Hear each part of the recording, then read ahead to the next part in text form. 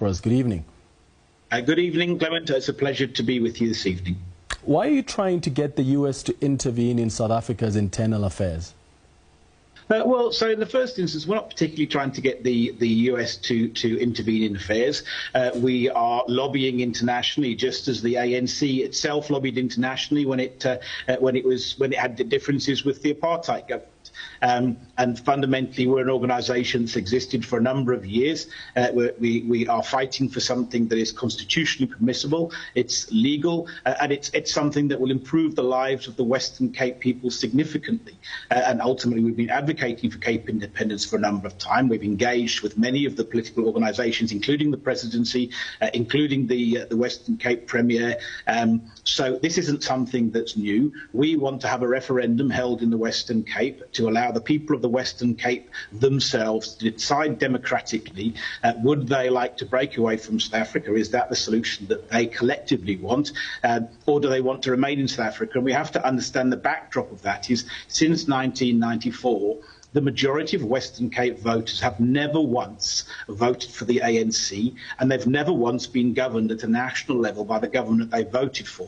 So what does Cape independence deliver? It's not some scheme that's behind the scenes. It's really simple. The people of the Western Cape are not being governed by the party they vote for, and Cape independence would allow them to be governed by the party they vote for. And I think that should be understandable for anybody in a democracy.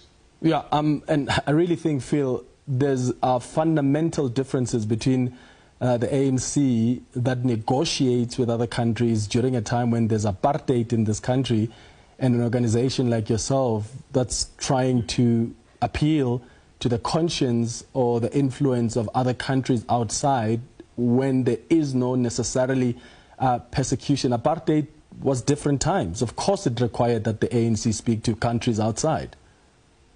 Well, of course, these things are all very, very subjective. Now, apartheid was worse by a degree, but here we are in the Western Cape. The majority of us are ethnic minorities. We're discriminated against by government legislation. We're suffering chronic unemployment. We have, our lives are getting worse. We're getting poorer. So actually, this isn't something we should just write off because the ANC isn't quite as sinister as the National Party. I happily concede that, but the South African national government has performed absolutely terribly, abysmally, and people are suffering hugely. And we want to find solutions. We want to find democratic solutions. So we don't have to be absolutely as bad as apartheid to say, well, look, hang on a second, there's a problem here, and we're perfectly entitled. And actually, I'll just correct you on something you said. We haven't asked the President and the Premier and the Minister for a referendum in 7 days. What we've said to them is, we want to go overseas. We believe we're constitutionally entitled to do so. But actually, out of fairness and transparency, we're writing to you to say, if you want to suggest that we're not within our legal rights, you've got 7 days to say so. And tellingly, none of them have, because we're not outside of our rights. We're perfectly entitled